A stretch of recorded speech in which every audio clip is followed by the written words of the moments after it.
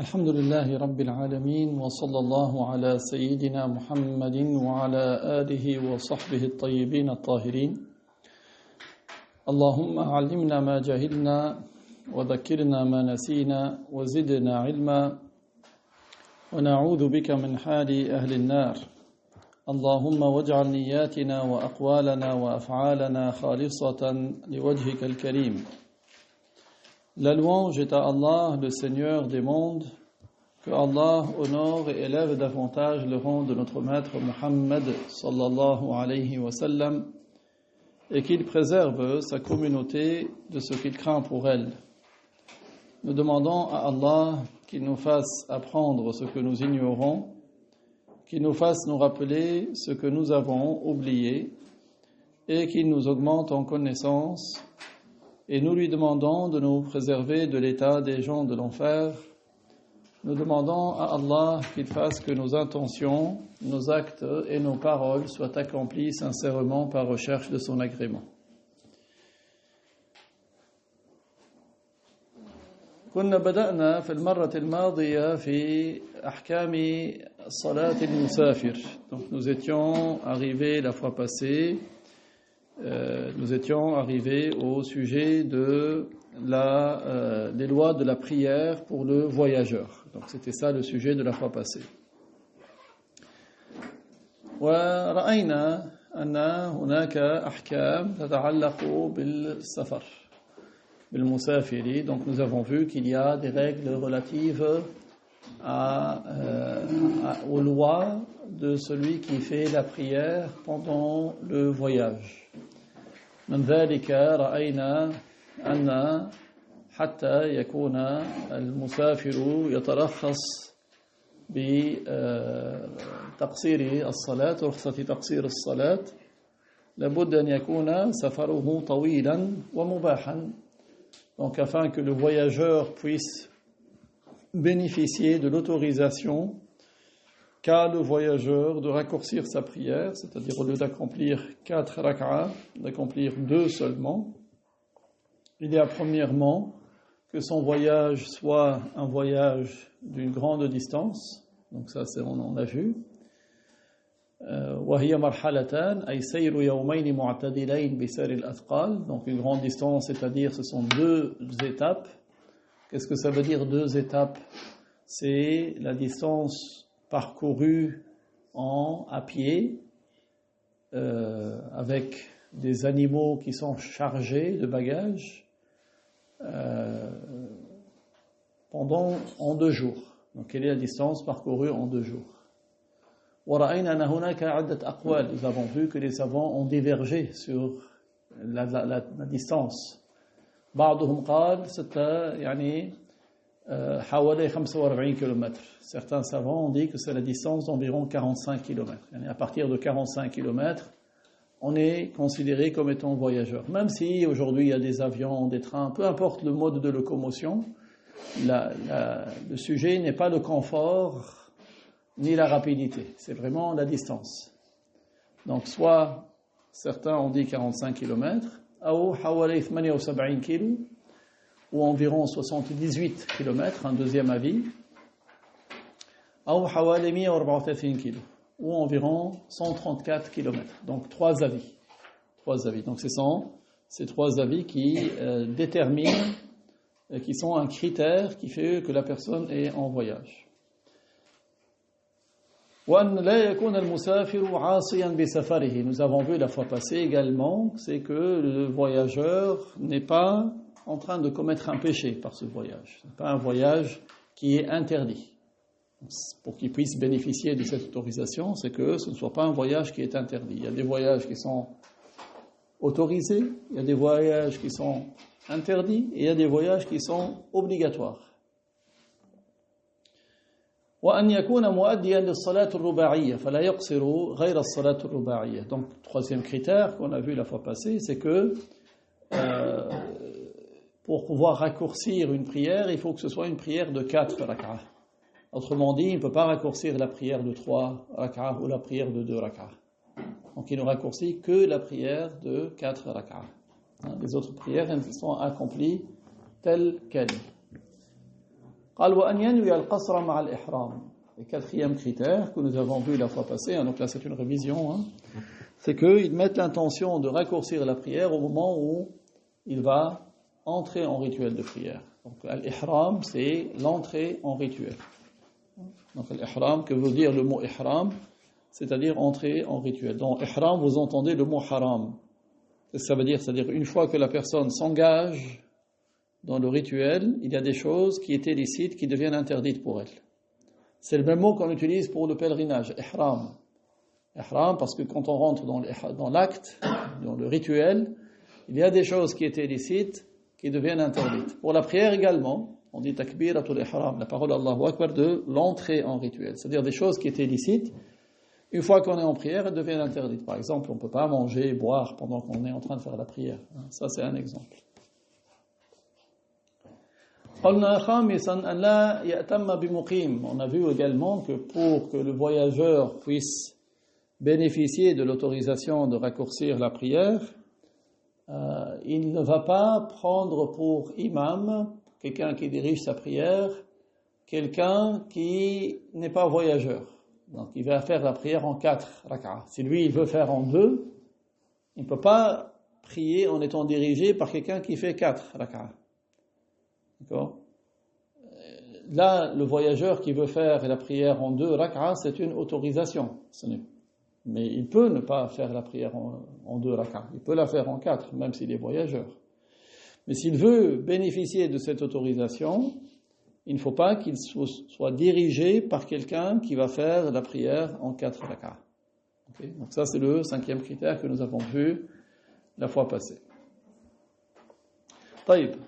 Et on avait vu la fois passée, قلنا لو كان لمقصده طريقان أحدهما طويل والآخر قصير. Donc on a vu que celui, s'il avait 2 trajets pour son voyage, un qui était long et l'autre qui était court, فسلك الطويل ليبيح له القصر فقط لم يقصر. Donc si il part d'un point A pour aller à un point B et qu'il a par exemple 2 trajets, un qui est comme ça et l'autre qui est plus long. S'il prenait le trajet numéro 1, il sera d'une distance inférieure à la distance qui lui permet de raccourcir la prière. Et s'il prend le trajet numéro 2, là, il atteint le minimum et le dépasse. Donc, si lui, il a emprunté le chemin numéro 2 uniquement pour profiter de l'autorisation. C'est-à-dire son objectif était seulement pour pouvoir raccourcir la prière. Il n'avait pas d'autre objectif.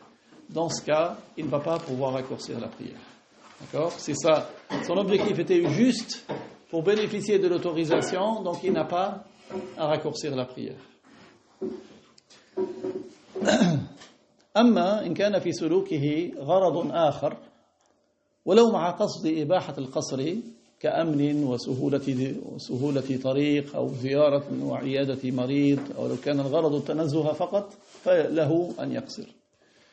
Mais si, en prenant le chemin le plus lent, il avait un autre objectif. Comme si cet objectif, c'était par exemple, il voulait apprendre une science de la religion sur le chemin, ou il voulait profiter pour visiter un malade, ou pour visiter un proche parent, ou même si c'est juste pour se promener, parce que c'est plus agréable par là, même si en plus il avait l'objectif de vouloir raccourcir la prière, dans ce cas-là, il peut raccourcir. En fait, quand est-ce qu'il ne peut pas raccourcir? S'il empruntait le chemin le plus lent uniquement dans la finalité, dans l'objectif de raccourcir. Mais s'il avait un autre objectif avec, il peut raccourcir la prière. C'est là qu'on est arrivé la fois passée. Maintenant, on va continuer. قال ابتداء السفر يكون بمغادرة سور البلد إن كان له سور. Alors à partir de quand il commence à compter la distance? Mais il commence à compter la distance à partir des remparts de la ville, si c'est une ville qui a des remparts. Vous savez, les anciennes villes, les gens habitaient à l'intérieur, comme aujourd'hui l'Arbi, c'est la vieille ville. Parce qu'avant, les gens, ils habitaient là-bas. Après, c'était les bois, la forêt, les vergers, les champs. Mais la ville c'était des remparts qui avaient des portes, et on fermait la porte la nuit. Même si quelqu'un venait la nuit, il ne faisait pas entrer, parce que c'était pour protéger les gens à l'intérieur. Donc si la ville avait des remparts, il commence à compter la distance à partir des remparts de la ville. والسور هو حائط البلد. السور هو حائط البلد. C'est ce qui entoure la ville. Donc ici, c'est ce qui entoure la ville. وبمفارقة العمران أي الأبنية إن لم يكن له سور. Mais si la ville n'avait pas de rempart, donc à partir de quand il commence à compter la distance? C'est quand il quitte l'agglomération, c'est-à-dire la partie urbanisée de la ville. Qu'est-ce que ça veut dire l'agglomération? Quand la ville n'a pas de rempart, il commence à compter la distance. À partir de là, il commence à voir est-ce que j'ai ma destination, elle se trouve à une distance qui dépasse la distance minimale ou pas. Donc c'est ça. C'est à partir comment il va compter. C'est pas à partir de la porte de chez lui, n'est-ce pas? Parce qu'on a dit, quelles sont les distances? On a dit 45 km à peu près. Le deuxième avis, c'est combien? 60, 78 km à peu près. Et la troisième, c'est après 134. Et il y a d'autres avis encore. Mais en tout cas, il va commencer à compter à partir de la fin des constructions. Des constructions là où les gens habitent. C'est pas les parties industrielles de la ville, c'est pas la zone industrielle là où il y a des usines, parce que les gens n'habitent pas dans les usines. Et c'est là où il y a la fin des habitations. C'est pas en regardant la plaque Paris barré, alors que c'est toujours, c'est pas comment dire, la classification administrative. C'est pas ça. C'est plutôt là où finissent les constructions dans lesquelles les gens habitent.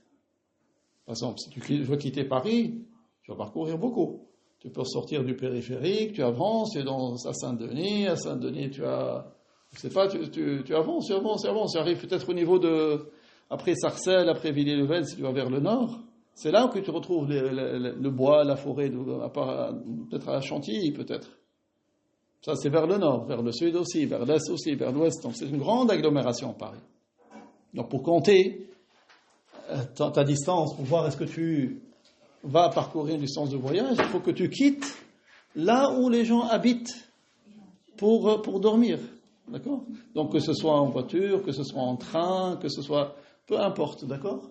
Donc, c'est ça, tu regardes à droite, à gauche, est-ce que tu as quitté l'agglomération? Est-ce que tu as quitté l'endroit où les gens habitent? فَمَتَى مَا انْتَهَى مِنَ الْأَبْنِيَةِ لَهُ أَنْ يَقْصُرْ.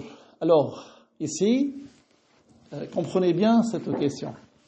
Dès qu'il quitte l'agglomération, il peut commencer, s'il va faire la prière, il peut la raccourcir. Même s'il n'a pas encore fait tout le voyage. Imaginez quelqu'un qui veut aller de Paris à Lille, vers le nord. Même s'il n'est pas encore arrivé à Lille, Paris-Lille, c'est plus que les distances minimales, quelle que soit la vie. D'accord? C'est plus que ça, plus que 130. Donc, lui, par exemple, il est dans le temps de Al-Dhuhr. Et il est parti de Paris, par exemple, on va dire, allez, le temps de Al-Dhuhr, disons, il commence à 13h40, il est parti à 13h30 de Paris. D'accord? Il est parti de Paris à 13h30, sa destination, c'est Lille. Quand il a quitté Paris, il a pris l'autoroute, il est parti, donc il a quitté la zone industrielle, il est rentré dans la zone industrielle, ça y est, c'est plus Paris. Dans l'autoroute, même au niveau d'aéroport, c'est plus Paris, là, il est extérieur, parce que les gens n'habitent pas là-bas. Et donc, il n'est pas encore arrivé à Lille, mais il a trouvé une station-service, par exemple, à 30 km d'ici. Il n'a pas atteint le minimum de la distance pour raccourcir la prière, mais là, il peut raccourcir. Pourquoi? Parce que, 1, il a quitté l'agglomération, 2, son voyage, il est grand, il est long.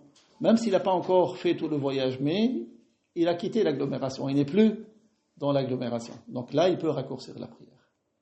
Vous avez compris? Et ce n'est pas une condition qu'il ait déjà franchi la distance. Du moment que c'est sa destination de voyage, et qu'il a quitté l'agglomération, il peut commencer à bénéficier de l'autorisation de raccourcir la prière. C'est clair ce point? Je répète. Je répète. Donc lui, il part de la ville A vers la ville B. Okay. L'agglomération, il a pris sa voiture par exemple, ou bien par train ou à pied, peu importe. Il a quitté l'agglomération, il n'y a plus de construction. Il s'est retrouvé dans un endroit, il n'est plus dans la ville. Mais sa destination, elle est à une distance qui permet de raccourcir la prière. Donc entre ce point, on va dire l'agglomération de la ville ici, et ce point, il y a une distance qui permet de raccourcir la prière. Même s'il n'a pas encore franchi toute la distance, mais qu'il a entamé et qu'il a quitté l'agglomération, il peut commencer à raccourcir la prière. Ok? قال بعض العلماء يشترط أن يكون بين البنيان والبنيان 300 ذراع لكن القول المعتمد المشهور أنه ما يسمى عرفا انفصالا يكفي. Alors, pour dire qu'il a quitté l'agglomération, vous savez, généralement, quand vous quittez, c'est pas d'un seul coup, trouver une construction, après un peu plus loin une autre, après plus rien du tout. Elles ne sont pas toutes collées, forcément, les unes aux autres. Certains savants ont dit qu'il faut qu'il quitte l'agglomération quand il a parcouru, il y a 300 coudées entre une agglomération et une autre.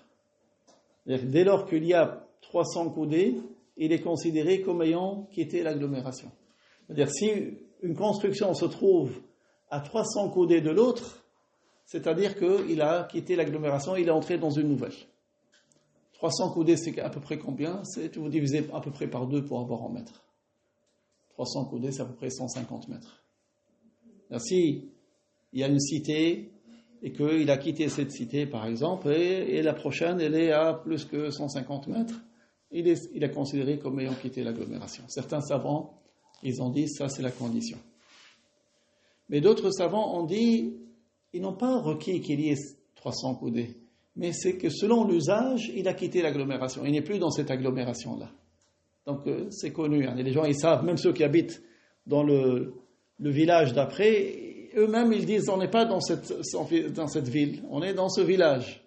Donc si selon l'usage, c'est connu comme si c'était une nouvelle agglomération, c'est suffisant. Ce n'est pas une condition qu'il y ait 300 coudées entre une agglomération et une autre. قال يكفي أن ينظر إلى اليمين وإلى اليسار فلا يجد بناء فيعتبر انقطع العمران. Comment ils ont dit? Ils ont dit, il suffit qu'il regarde à droite, à gauche, il voit qu'il n'y a plus de construction, donc il considère qu'il a quitté la ville. C'est juste l'usage, il regarde à peu près, voilà, c'est des champs par là, c'est des champs par là. Même si après, là-bas, il y a d'autres constructions, mais il a quitté, ça y est, c'est fini, c'est plus la même ville, c'est une autre. Une autre question qui est utile aussi concernant la prière du voyageur. قال إن كان المسافر بموضع يتوقع الخروج منه يوما فيوما إن حصلت حاجته قصر 18 يوما غير يومي الدخول والخروج طالما هو على الحالة المذكورة. Donc, supposons, si on prend notre exemple, il est parti de Paris, il est arrivé à Lille, et une fois qu'il est à Lille, qu'est-ce qu'il se dit? Il se dit, voilà, par exemple, j'ai mon inscription à l'université. Dès que je l'obtiens, je retourne à Paris. Donc, il a une affaire à régler. Et chaque jour, il pense qu'il va l'obtenir demain. Et demain, je vais obtenir mon inscription. Après, donc, et demain, on lui dit, non, c'est pas encore prêt, reviens demain. Il revient le surlendemain. Et ainsi de suite. Donc, c'est-à-dire, en fait, au jour le jour, il se dit, je quitte, demain, si mon affaire elle est réglée, eh bien, il peut rester dans cet état-là de voyageur jusqu'à 18 jours. Il peut raccourcir la prière jusqu'à 18 jours, parce qu'en fait, il fait dépendre son départ de la réalisation de son affaire. Il a une affaire à régler.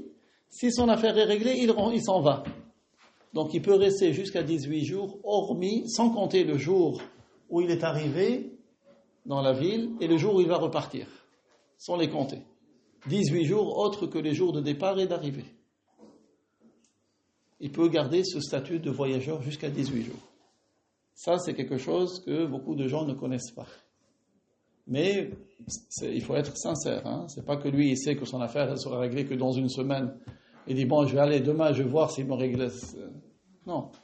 C'est-à-dire que lui, il attend que son affaire soit réglée au jour le jour, mais à chaque fois, il est retardé. Il peut bénéficier de l'autorisation de raccourcir la prière jusqu'à 18 jours, hormis le jour d'arrivée et de départ. لأن الرسول صلى الله عليه وسلم أقام 18 يوما بمكة عام الفتح يقصر الصلاة بعدما هاجر من مكة واستوطن المدينة رجع غازيا كفار مكة الذين أخرجوه فكسرهم فدخل مكة. Donc d'où est-ce que nous tirons cette règle? Parce que le messager alayhi salatu wassalam lui-même, il est resté 18 jours à la Mecque, l'année où il a conquis la Mecque. Il a raccourci la prière pendant 18 jours. Parce que vous savez, notre prophète, il a émigré de la Mecque à Médine. D'accord? Quand les associateurs l'ont amené à quitter la Mecque, il est parti à Médine, puis il est revenu en conquérant. Il a conquis la Mecque. Après son départ de la Mecque, il s'est installé à Médine, il est retourné à la Mecque. Et donc, après qu'il se soit installé à Médine. Et donc, تلك المرة أقام 18 يوما لأنه كان يتوقع كل وقت أن تنتهي حاجته هناك. Donc il est resté 18 jours, il raccourcissait la prière parce que chaque jour il s'attendait à ce qu'il finisse, il avait besoin de quelque chose qu'elle soit réalisée et il allait repartir. Donc il est resté 18 jours à bénéficier de cette autorisation. ليس كان قصد أول ما دخل مكة أن يقيم 18 يوما. Donc ce n'est pas que son objectif dès le début quand il est arrivé à la Mecque de rester 18 jours, non. إنما كان قصده أن يخرج في كل هذه الأيام. Donc son objectif c'était de repartir dans chacun de ces jours-là. Chacun des jours-là, il voulait repartir. هذه مسألة أخرى, ça c'est une autre question. قال إذا دخل المسافر موضعا ونوى الإقامة فيه 4 أيام صحاح أي كواملة أي غير يومي الدخول والخروج لم يكن له القصر فيه. Donc une autre question que vous connaissez, si quelqu'un est arrivé à un endroit, il a parcouru une distance qui permet de raccourcir la prière. Pendant le voyage, il raccourcissait la prière parce qu'il était voyageur. Mais quand il est arrivé, son objectif était de rester plus que 4 jours complets. Plus que 4 jours complets. Complet, il est du lever au coucher du soleil. Et dans ce cas-là, il ne peut pas bénéficier de l'autorisation. Parce que son objectif était de rester 4 jours complets, autres que le jour d'arrivée et de départ. Ça veut dire quoi le jour d'arrivée et de départ? Par exemple, s'il arrive dimanche à Lille, venant de Paris, dimanche, il ne compte pas. C'est un jour d'arrivée. Lundi, mardi, mercredi, jeudi, si en arrivant à Lille, il voulait repartir vendredi. Vendredi, c'est le jour de départ. Donc, il ne compte pas. Donc, dimanche et vendredi, il ne compte pas. Qu'est-ce qui reste? Les jours complets, c'est combien? Lundi, mardi, mercredi et jeudi. Ça fait combien? Ça fait 4 jours. Donc, il ne peut pas bénéficier de l'autorisation tant qu'il est là-bas. Il n'a pas le statut de voyageur, parce qu'il va rester 4 jours complets. S'il voulait partir jeudi à mi-journée, alors ça fait combien de jours? Lundi, mardi, mercredi. Ça fait 3 jours. Donc le jeudi, il est à mi-journée. Donc 3 jours, c'est 3 jours, moins que 4 jours. Donc il peut bénéficier durant ces 3 jours de l'autorisation du voyageur. Parce que c'est moins que 4 jours complets. Mais si lui, vous voyez, dans 4 jours, par exemple, s'il arrive dimanche, c'est un exemple, et il va séjourner du lundi au jeudi. Et le départ, c'est vendredi. Alors ça fait combien de lundi au jeudi? C'est 4 jours. Donc dans ce cas-là, il ne peut pas, durant son séjour, raccourcir la prière. Parce que ça fait 4 jours, lundi, mardi, mercredi, jeudi. Lui, il voulait partir vendredi. Donc dimanche et vendredi, ça c'est le jour d'arrivée, le jour de départ, il ne les compte pas. Mais les 4 jours là, il ne peut pas bénéficier de l'autorisation de voyageur, de raccourcir la prière. Dans le voyage, oui. Pendant qu'il est sur le trajet, oui, il peut bénéficier de l'autorisation. Même sur le retour. D'accord ? Il peut raccourcir la prière. Mais, une fois qu'il est arrivé dans l'agglomération, s'il compte rester plus que 4 jours complets, alors il ne peut pas raccourcir la prière. Il n'est plus le statut de voyageur. إذا شخص جاء يوم الاثنين إلى بلد مسافرا وهو ينوي أن يمكث فيها يوم الثلاثاء والأربعاء والخميس والجمعة ثم يسافر السبت فهذا يجب عليه أن يصلي مع أهل البلد لأنه صار مقيما. Donc, on peut prendre notre exemple. S'il arrive dans une ville de lundi et qu'il comptait rester mardi, mercredi, jeudi, vendredi, ça fait 4 jours, et qu'il voulait repartir le samedi. Dans ce cas-là, il reste 4 jours complets, il ne peut pas raccourcir la prière. Il va faire la prière comme les gens de la ville, parce qu'il n'est pas resté moins que 4 jours complets. قال ويجوز لمن سافر سفرا طويلا أن يجمع بين الظهر والعصر في وقت إحداهما أي تقديما أو تأخيرا وبين المغرب والعشاء تقديما أو تأخيرا. Donc une autre autorisation pour le voyageur. Jusqu'à maintenant, qu'est-ce qu'on a vu comme autorisation qu'il avait? C'est de raccourcir la prière de 4 rak'ah en 2 rak'ah. Il y a une autre autorisation pour le voyageur, celui qui fait un voyage qualifié de long, c'est-à-dire au-delà d'une certaine distance. Il peut, en plus de raccourcir, il peut rassembler. Alors, qu'est-ce qu'il peut rassembler? Il peut rassembler al-Dhuhr avec al-Asr. Il peut rassembler al-Maghrib avec al-Isha. Il peut rassembler al-Dhuhr avec al-Asr. Et il peut rassembler al-Maghrib avec al-Isha. Ça, c'est en plus de raccourcir, il peut rassembler. Comment il rassemble? Soit il va anticiper la deuxième prière pour la faire dans le temps de la première, soit il va reculer la première pour la faire dans le temps de la dernière. Okay? Donc, comme il y a 2 prières, Dhuhr et Asr, soit il va avancer l'Asr, il l'a fait dans le temps de Dhuhr, soit il retarde Dhuhr, il le fait dans le temps de l'Asr. Pour Al-Maghrib et l'Isha, c'est 2 prières. Soit il avance Al-Isha, il le fait dans le temps de Al-Maghrib, soit il retarde Al-Maghrib, il le fait dans le temps de Al-Isha. Voilà comment il rassemble. Soit rassemblé par anticipation, soit rassemblé par retard.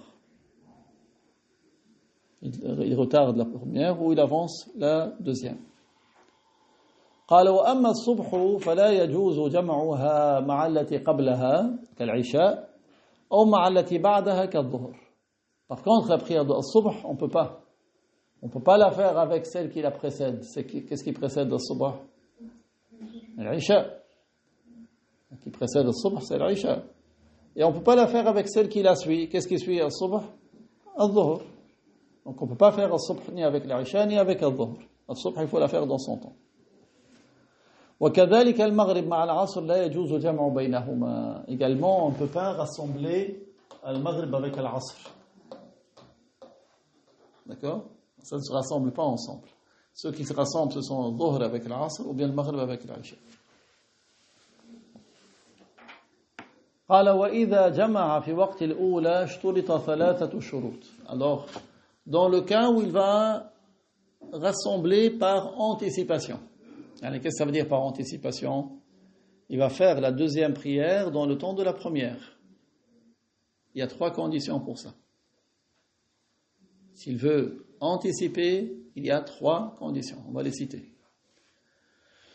الأول تقديمها على الثانية فيصلي الظهر أولا ثم العصر أو المغرب ثم العشاء. Première condition, c'est quoi? C'est de respecter l'ordre. Donc il va faire al-Dhuhr d'abord, puis il fait al-Asr. Ou bien il fait le Maghrib d'abord, puis il fait al-Isha.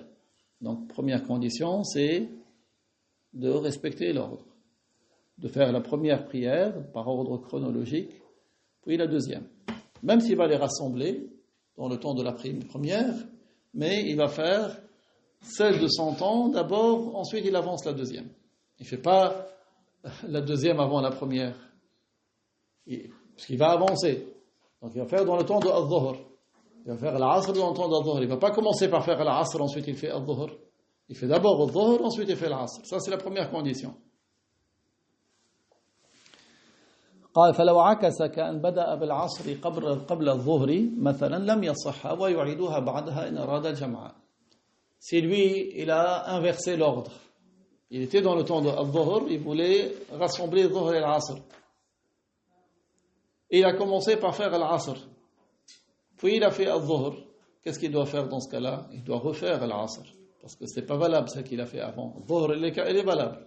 Mais il va refaire l'Asr après s'il veut les rassembler. الثاني أن ينوي الجمع في الأولى أي ضمن الصلاة الأولى بقلبه. Deuxième condition, c'est que dans son cœur, pendant qu'il fait la première prière, il met l'intention qu'il va rassembler les deux prières. Pendant qu'il est en train de prier la première, un instant dans la prière, qu'est-ce qu'il fait dans son cœur? Il se dit dans son cœur, je vais anticiper la deuxième. D'accord? Il met l'intention dans son cœur qu'il va rassembler les deux prières. Ça, c'est dans son cœur. C'est une intention. Il n'y a pas de parole à dire. Lui, dans la prière, qu'est-ce qu'il se dit? Dès que je finis celle-là, je vais faire l'autre. Je vais anticiper. Vous voyez? C'est ça l'intention. ولو في آخر جزء منها يقول في قلبه أجمع العصر إلى الظهر. Même si c'est juste avant de passer le salam. À la fin de la prière, avant de passer le salam, qu'est-ce qu'il se dit? Il se dit, je vais avancer à l'Asr dans le temps de al-Dhuhr. Même si c'est avant de passer le salam, il met l'intention qu'il va avancer à l'Asr pour la faire dans le temps de al-Dhuhr. Ça, c'est la deuxième condition. Il y a une question qui n'est pas claire? C'est de anticiper la place. Pardon? De anticiper. Anticiper, oui. Oui, la prière. Si tu veux, n'écris pas sur le livre, mets le livre à côté. Donc, oui, il anticipe la deuxième. C'est-à-dire, dans son cœur, il se dit, je vais avancer. Anticiper, ça veut dire avancer. Donc, il avance la deuxième prière. Dans son cœur, il se dit, je vais avancer la deuxième. C'est juste ça. Donc, si, par exemple, il est en train de faire al-Dhuhr, même si c'est juste à la fin, avant de passer le salam, dans son cœur, il se dit, je vais avancer l'Asr. C'est ça. C'est valable qu'il dise ça au début de la prière, parce que moi j'avais entendu. Dès le début de... Pendant la prière. On a dit pendant la prière, même si c'est à la fin. Pendant la prière, même si c'est à la fin. Quand est-ce qu'il commence la prière? Quand il dit Allahu Akbar.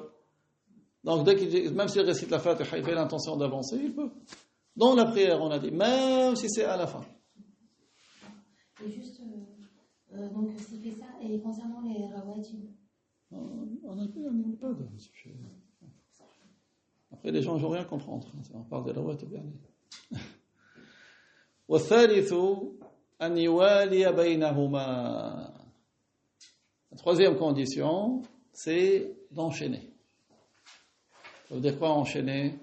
فلا يصح الجمع مع الفصل بين الصلاتين فصلا طويلا عرفا. Il n'est pas valable qu'il sépare les deux prières par un long intermède selon l'usage. Qu'est-ce que ça veut dire? Il ne sépare pas les deux prières par un long intermède selon l'usage. Alors, il a fini la première. Il ne reste pas à discuter avec son frère. Et 10 minutes plus tard, il dit, allez, je vais commencer, je vais anticiper la deuxième. Non. Il faut que ça soit immédiat. Il a fini la première, il enchaîne avec la deuxième. Il ne faut pas qu'il y ait un intermède qui soit long selon l'usage. Ça veut dire selon l'usage. Les savants, ils n'ont pas dit 1 minute, 30 secondes, 5 dixièmes, 80 centièmes. Ils n'ont pas dit ça. Ils disent selon l'usage. Est-ce que selon l'usage, c'est long ou c'est court? Si c'est long selon l'usage, par exemple, il a fini la première, il est parti, qu'est-ce qu'il a fait? Il a rangé sa chambre. Sa chambre était en désordre, il est parti ranger sa chambre. Ça lui a pris 10 minutes, puis il est revenu, il dit je vais faire la deuxième. Non, ça c'est long. Oui. قال أي بقدر ركعتين من الزمن. Le cheikh il a donné pour nous aider une durée selon l'usage, c'est quoi? C'est le temps de 2 rak'ah. Donc il a fait la prière de Dhuhr. S'il veut, il fait 2 rak'ah, par exemple le ratiba, et puis il fait al-asr, ça c'est bon, ça passe. فلو صلى بين الظهر pardon, si c'est long, s'il a fait une rak'a, s'il a fait 2 rak'a, donc il ne peut pas rassembler. C'est long. Il ne peut pas faire la ratiba. D'accord? Il ne peut pas faire la ratiba. C'est long. Moins que 2 rak'a, ça passe. Moins que 2 rak'a. Par exemple, qu'est-ce qu'il peut faire? Il peut faire l'iqama pour la deuxième. Ça, c'est valable. L'iqama, ça prend moins que 2 rak'a. قال فلو صلى بين الظهر والعصر ركعتين هذا فاصل طويل يعتبر إعراضا عن الجمع. Donc si entre Dhuhr et Al-Asr, il a accompli 2 rak'ah, ça c'est considéré comme un long intermédiaire. C'est comme s'il fait une prière de 2 rak'ah, il ne peut plus rassembler. Parce que c'est considéré comme long. وَلِهَذَا يَتْرُكُ الرَّوَاتِبَ بَيْنَهُمَا. C'est pour cela qu'il délaisse les ratiba entre les deux. Il ne fait pas. S'il veut rassembler, il ne fait pas la ratiba. S'il veut faire la ratiba, il ne rassemble pas. D'accord? فَإِنْ طَالَ عُرْفًا وَلَوْ بِعُذْرٍ كَنَوْمٍ وَجَبَ تَأْخِيرُ الصَّلَاةِ الثَّانِيَةِ إِلَى وَقْتِهَا. Donc si l'intermède est long, comme si c'est pour une excuse. Par exemple, il a fait la prière de Al-Asr, il était tellement fatigué, il était passé le salam et il s'est assoupi, il s'est endormi. Et il s'est écoulé un temps de 2 rak'ah. Même si c'est avec une excuse, oui, il n'a pas. Donc dans ce cas, il va retarder la prière dans son temps. Il va faire la deuxième prière dans son temps. Il ne pourra pas l'anticiper. قال الفاصل القصير عرفا كالإقامة لا يضر في الموالاة. Donc si c'est un séparateur, un intermède qui est court, comme pour faire l'iqama. L'iqama, c'est quand il fait l'iqama, l'annonce de la prière. Allahu Akbar, ashhadu an la ilaha illallah, ashhadu anna Muhammadan rasulullah. Jusqu'à qad qamat as-salat, qad qamat as-salat. Ça, c'est une iqama. Ça, ce n'est pas un intermède qui est long. Ça, c'est court. Ça n'empêche pas de pouvoir rassembler les 2 prières. أما إن كان المسافر في المكان الذي فقد فيه الماء ولم يتيقن عدم الماء فيه إن كان في أرض مستوية ينظر إلى الجهات الأربع ويكتفي بذلك. أما إن كان في أرض غير مستوية فيحتاج إلى الطلوع والنزول فهذا يؤدي إلى طول الفصل فيمنع الجمع. Alors on va voir un cas particulier, le cas d'un voyageur qui se trouve dans un endroit où il n'a pas trouvé d'eau pour faire son wudu. Qu'est-ce qu'on fait dans ce cas-là? On fait le tayammum. Alors, mais lui, il n'était pas certain qu'il n'avait pas d'eau. Il n'a pas trouvé d'eau, mais il n'avait pas la certitude. Là, il y a 2 cas. Soit le terrain, il est plat, donc il peut voir. Il n'y a pas d'eau, il n'y a pas d'eau, il n'y a pas d'eau, il n'y a pas d'eau, ok. Donc, il suffit qu'il regarde dans les 4 directions et il conclut qu'il n'y a pas d'eau, il fait le tayammum. Par contre, s'il est dans un terrain où il y a du relief, des collines, il ne peut pas voir. Il a besoin de monter, d'escalader un peu sur la colline pour regarder est-ce qu'il y a d'eau ou il n'y a pas d'eau. Il descend, il va de l'autre côté, il va monter. Donc ça va prendre du temps. Dans ce cas-là, ça va prendre du temps. Là, s'il a fait le tayammum pour la première, il a cherché, il n'a pas trouvé d'eau, il a fait le tayammum, il a fait la première. S'il va à nouveau, avant de pouvoir faire la deuxième, il faut qu'il cherche à nouveau.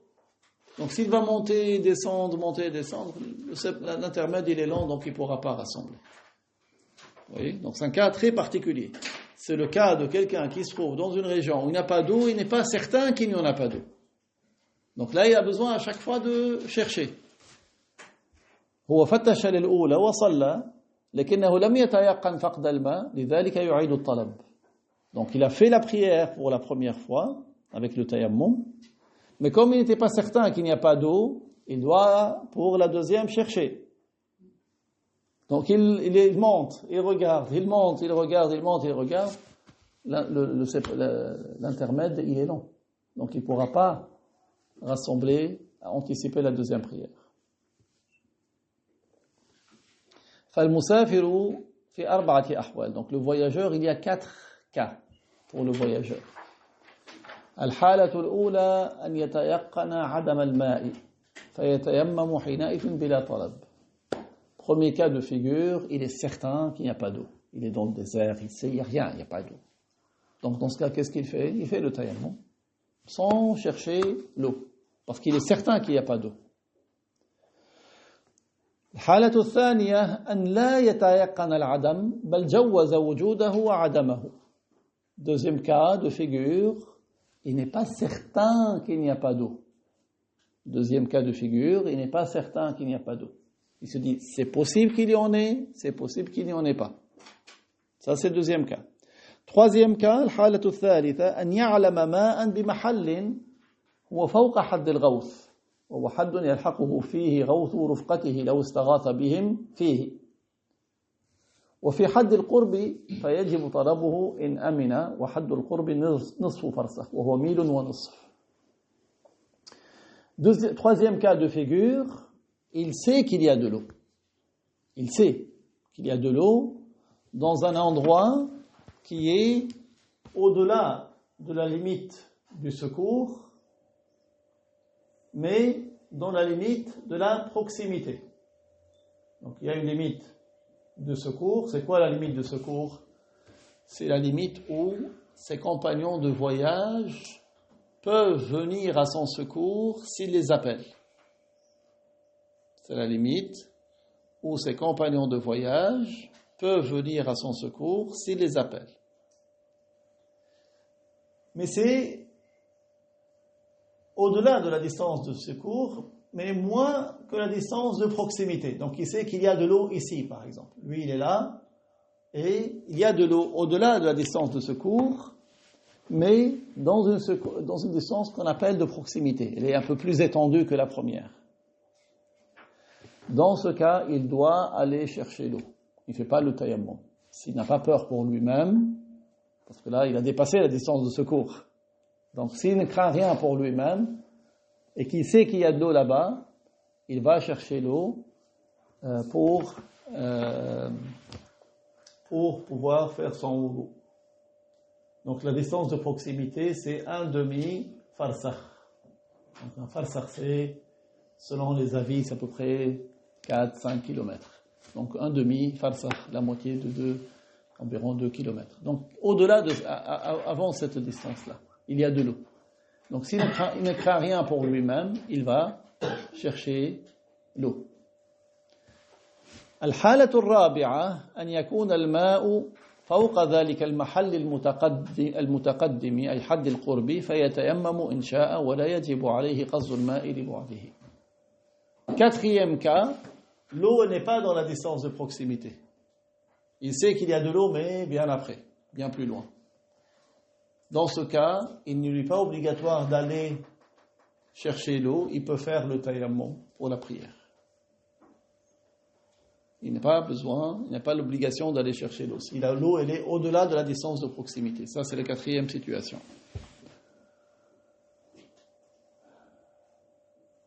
طيب. Ce sujet, on va le reprendre la fois prochaine parce qu'il est très intéressant. Inch'Allah ta'ala, pour pas qu'on reste plus longtemps, comme je sais que c'est un peu tard. Inch'Allah ta'ala, nous le poursuivrons la fois prochaine. Avant de finir, on finit avec le hadith du prophète, alayhi salatu wassalam. Ya Allah, alhamdulillah.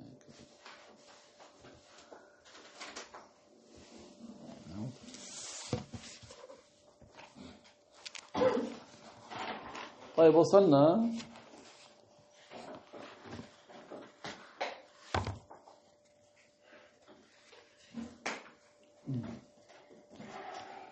إلى الحديث الثاني والأربعين. Donc nous étions arrivés au hadith numéro 42.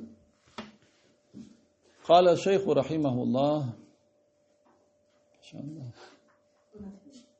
pas fini. عن أبي أيوب رضي الله عنه لما حضرته الوفاة قال كنت قد كتمت عنكم شيئا سمعته من رسول الله صلى الله عليه وسلم سمعته يقول لولا أنكم تذنبون لخلق الله خلقا يذنبون فيغفر لهم رواه الترمذي وقد جاءت أحاديث كثيرة موافقة لهذا الحديث. Donc le cheikh, que Dieu lui fasse miséricorde, a dit, donc c'est l'auteur, c'est Ibn Daqiq al-Aïd, que Dieu lui fasse miséricorde, a dit, si Abu Ayyub, que Dieu l'agrée, quand il allait être près de mourir, il a dit, j'avais dissimulé un hadith. Un jour, vous n'avez pas dit un hadith que le messager de Allah sallallahu alayhi wa sallam a dit, et que je ne vous ai pas annoncé auparavant. Il a dit, c'est le messager, d'après un hadith rapporté par Abu Ayyub, il a dit ce qui signifie, que le prophète a dit ce qui signifie, si vous ne commettiez pas de péché, Allah aurait amené d'autres créatures qui commettent les péchés et il leur accorde le pardon. Si vous ne commettiez pas de péché, Allah aurait amené d'autres que vous qui eux commettent les péchés et il leur aurait pardonné. Ça c'est le hadith de Abu Ayyub. Si vous ne commettiez pas de péché, Allah aurait créé d'autres que vous qui commettent des péchés et à qui Allah aurait pardonné. وقد جاءت أحاديث كثيرة موافقة لهذا الحديث. Il y a eu beaucoup de hadiths qui sont conformes à ce hadith. Il y a beaucoup de hadiths conformes à ce hadith.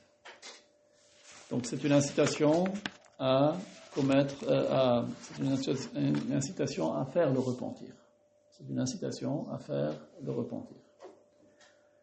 وقوله يا ابن آدم إنك ما دعوتني ورجوتني هذا موافق لقوله أنا عند ظن عبدي بي فليظن بي ما شاء. Donc c'est un autre hadith rapporté par Ad-Darimi dans As-Sunan. La parole du prophète alayhi salatu wassalam, c'est un hadith qudsi dans lequel Allah Ta'ala dit: ô toi fils de Adam, tant que tu m'invoques et tu espères ma miséricorde, je te pardonne. Tant que tu m'invoques et tu espères ma miséricorde, je te pardonne. Ceci est conforme à la parole qui signifie: j'accorde à mon esclave ce qu'il pense de moi. C'est-à-dire, si toi tu penses que Dieu te pardonne, Allah t'accorde le pardon. Et ce que tu espères de la part de Dieu. Allah Ta'ala accorde à son esclave ce que son esclave espère de lui. Allah accorde à son esclave ce que son esclave espère de lui. Si toi tu espères que Dieu te pardonne, Allah t'accorde le pardon. Inch'Allah. وقد جاء في الحديث إن العبد إذا أذنب ثم ندم فقال أي ربي أذنبت ذنبا فاغفر لي ولا يغفر الذنوب إلا أنت قال فيقول الله تعالى علم عبدي أن له ربا يغفر الذنب ويأخذ به أشهدكم أني قد غفرت له ثم يفعل ذلك ثانية وثالثة فيقول الله عز وجل في كل مرة مثل ذلك ثم يقول اعمل ما شئت فقد غفرت لك يعني لما أذنبت واستغفرت. رواه البخاري قريبا من هذا اللفظ. Donc, et dans un autre hadith rapporté par Al-Bukhari, le prophète alayhi salatu wassalam a dit ce qui signifie: certes l'esclave, quand il commet un péché, puis il le regrette. L'esclave, quand il commet un péché et qu'il le regrette, et qu'ils disent « Ô Seigneur, j'ai commis un péché, alors pardonne-moi ». L'esclave, quand il commet un péché, puis qu'il le regrette, et qu'il dise « Ô Seigneur, j'ai commis un péché, alors pardonne-moi ». Et nul autre que toi ne pardonne les péchés. Et nul autre que toi ne pardonne les péchés. Allah Ta'ala dit, mon esclave a su qu'il a un Dieu. Mon esclave a su qu'il a un Dieu qui pardonne les péchés. Mon esclave a su qu'il a un Dieu qui pardonne les péchés. Alors, je vous fais témoigner que je lui ai pardonné. Mon esclave a su qu'il a un Dieu qui pardonne les péchés et qui punit pour les péchés. Il a su qu'il a un Dieu qui pardonne les péchés et qui punit pour les péchés. Alors, je vous fais témoigner, les anges, que je lui ai pardonné. Parce que cet esclave, qu'est-ce qu'il a fait? Il a demandé à Allah qu'il lui pardonne. Puis l'esclave refait la même chose, une deuxième fois, une troisième fois. C'est-à-dire, il tombe dans le péché et il demande le pardon à Dieu. Il tombe dans les péchés et il demande le pardon à Dieu. Et Allah Azza wa Jal lui dit, donc il fait savoir aux anges qu'il lui pardonne à chaque fois. Et il lui dit, fais ce que tu veux, je te pardonne. C'est-à-dire, dès lors que tu fais le repentir, je te pardonne. Dès lors que tu fais le repentir, je te pardonne. C'est ça le sens.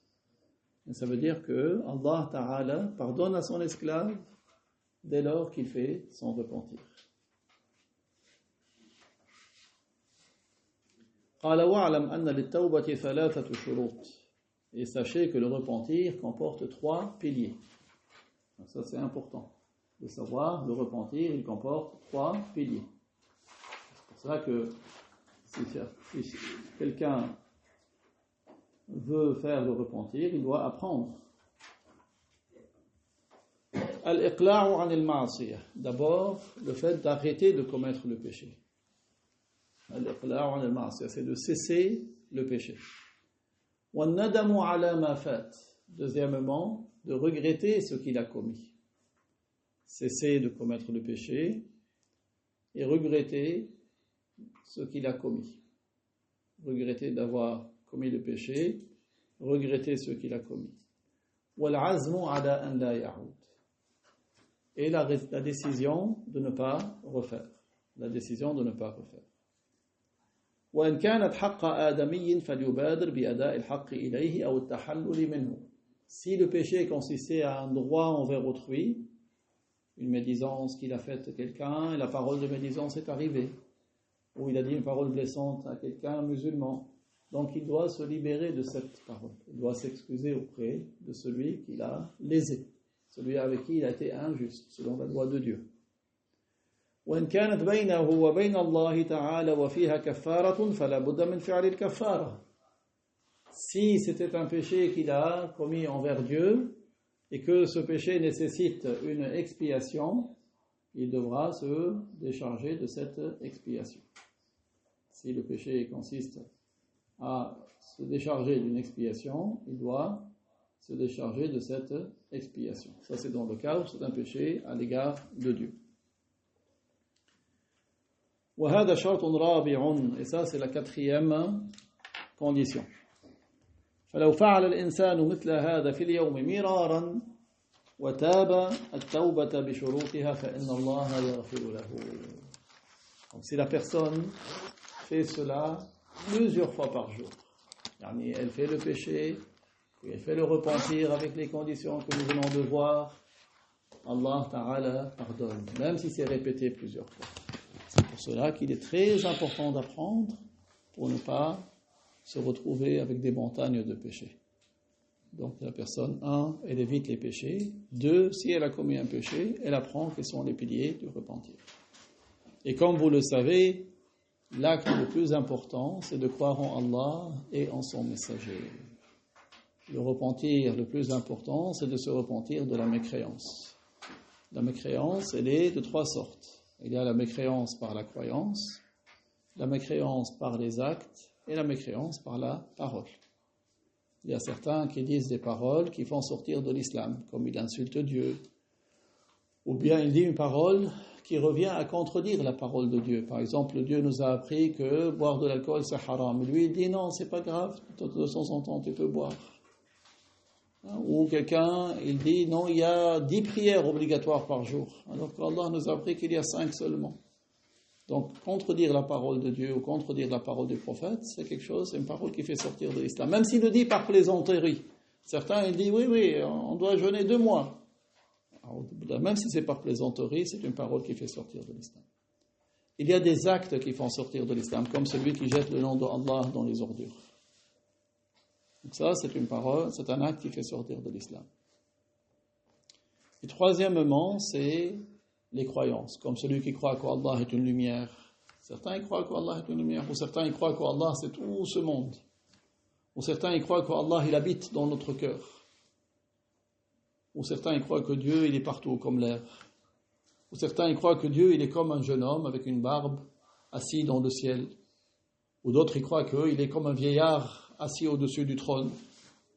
Donc, tout ce qui revient à attribuer l'endroit ou la direction à Allah, c'est une mécréance. Parce qu'Allah n'a pas de ressemblance avec ses créatures. Allah, ce n'est pas un corps, ni palpable, ni impalpable. Il n'est pas un corps, il est le créateur des corps. Il n'a pas de dimension, d'endroit, de direction. Donc, celui qui a une telle croyance, il sort de l'islam également.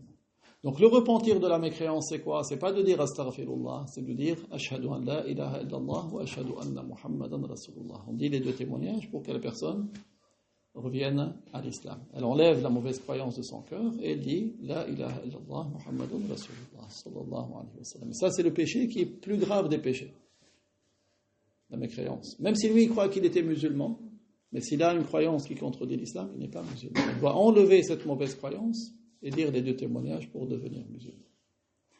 Que Dieu nous préserve notre islam, que Allah fasse que nous mourions musulmans, que nous vivions musulmans, que nous mourions musulmans, et que nous soyons rassemblés au jour du jugement avec notre prophète Muhammad alayhi salatu wassalam. Wa barakallahu fikum. La ilaha illallah, la ilaha illallah, la ilaha illallah.